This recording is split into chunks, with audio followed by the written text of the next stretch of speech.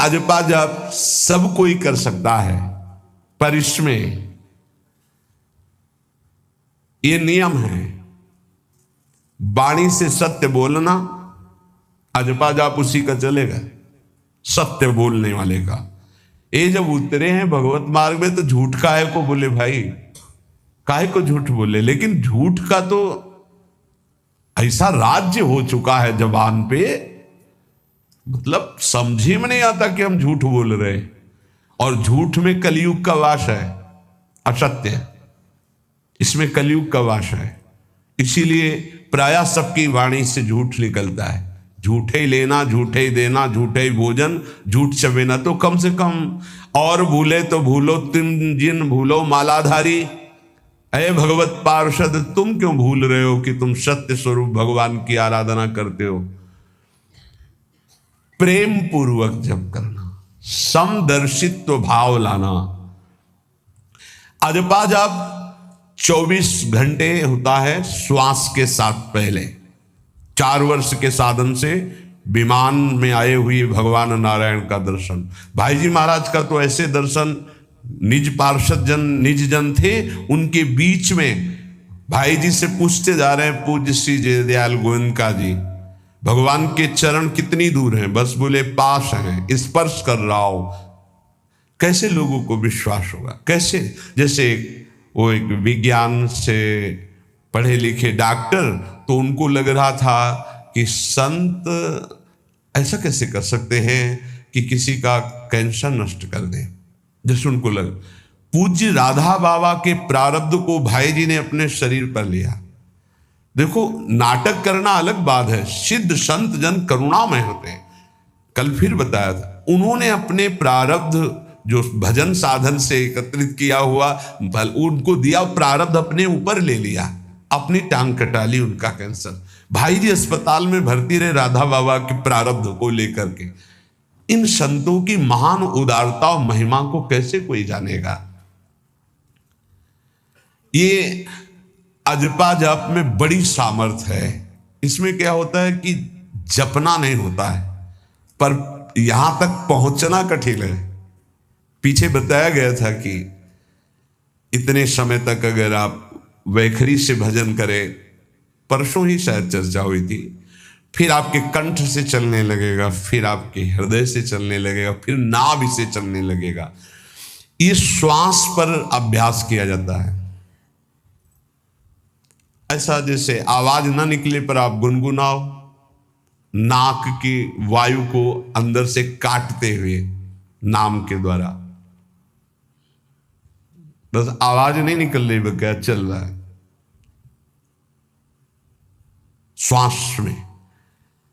हमने नारायण शब्द का अभ्यास किया। नारायण स्वामी जी कह रहे, जो हमें गुरु जी ने दिया नारायण नारायण। 24 घंटे इसका अभ्यास करते करते रोम रोम आनंद से भर गया और नारायण शब्द स्वाभाविक चलने लगा।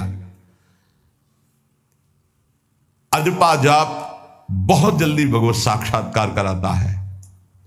करता नहीं रहता जाप का, और जाप होता है। भोरी सखी जी ने भी कहा, नाम श्वास दो बिलक चलत है, इनको भेद नमो को भावे, श्वास ही नाम नाम ही श्वासा, नाम श्वास को भेद मिटा। बहुत जो चाहोगे प्राप्त हो जाएगा। ये रुपया पैसा संसार की भोग सामग्री, ये तो तुम्हें कोई देगा भी तो तुम्हारी इच्छा नहीं होगी, आसक्ति नहीं होगी इनकी तरफ। ब्रह्मादि के भोग सब विषम लागत ताई, नारायण ब्रज चंद की लगन लगी है जाई।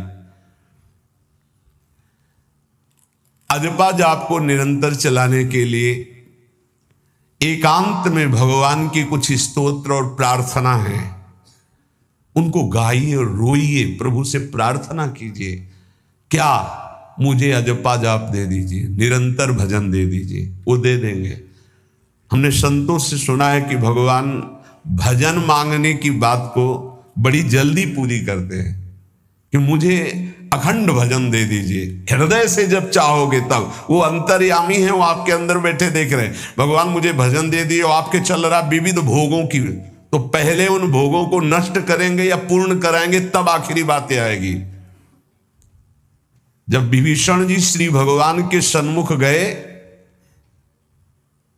तो भगवान ने सबसे पहली बात पूर्ण की जो लंका में चलते समय भाव आया था कि भगवान के चरणों का आश्रय लेकर उनके बाहुबल से इस रावण का विनाश करके जिस सिंहासन पर बैठकर इसने लात मारी यहीं बैठूंगा आके।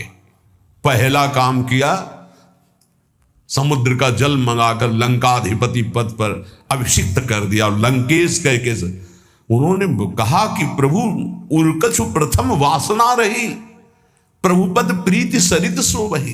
प्रभु आपके चरणों के दर्शन से कोई कामना नहीं। भगवान कहते नहीं, पहले कामना की थी उसकी पूर्ति ले। हम भगवान से भजन मांगेंगे, साथ में नाना प्रकार की वासनाएं हैं, तो इसीलिए जब बहुकाल करी सत्संगा, सत्संग सुनते सुनते ये दिमाग में बैठ जाता है कि भोग वासनाएं कामनाएं ये हमें फंसाने वाली हैं, हमें नहीं चाहिए। जब आपके अंदर से उदासीनता आएगी तब भजन की मांग पूरी हो जाएगी। कभी कभी भगवान का गुणानुवाद करके एकांत में रोया करे साधक। कभी रोना आता है अपने इंद्रिय और मन के विलास की पूर्ति ना होने पर।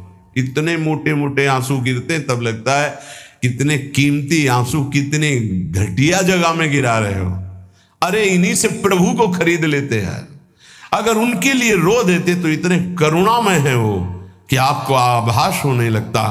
भले हम अंतःकरण उस कोटि की व्याकुलता नहीं कि मेरे प्रभु हम पर कितनी कृपा कर रहे हो, अगर हृदय से उनको पुकारे तो निश्चित वो अनुभव में आ जाते हैं। छोटी छोटी बातों में लोग रो देते हैं, ऐसे रो देते हैं, मोटे मोटे आंसू चल रहे बात में ऐसे, और प्रभु की चर्चा हो जाए घंटों कोई फर्क नहीं पड़ेगा। ये तो आश्चर्य लगता है। और भक्तों को चाहे जितना भीषण कष्ट हो कभी आंसू नहीं निकल सकते। जब आंसू निकलेंगे तो भगवत भाव में निकलेंगे। कह रहे नारायण स्वामी कि अजपा जाप के लिए भगवान से प्रार्थना करो। कभी कभी एकांत में उनके स्तोत्र हैं, गुण हैं, उनको गा गा कर रो, उनसे प्रार्थना करो, हे दीन बंधु मुझे अपना अखंड भजन दे दो।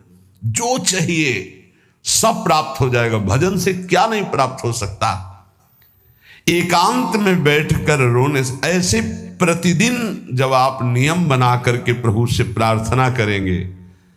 मीराबाई जी ऐसा ही करती थी, रात्रि में गिरधर से बात करती थी, प्रार्थना करती थी।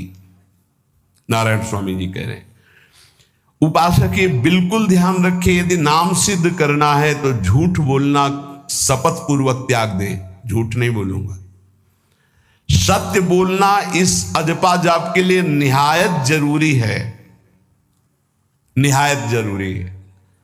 प्रार्थना है, काहे को मलिन करे जिह्वा। जब हम भगवत मार्ग में चल रहे तो ये याद भूल जाती है हमें कि हमें सत्य ही भाषण करना है, असत्य नहीं बोलना।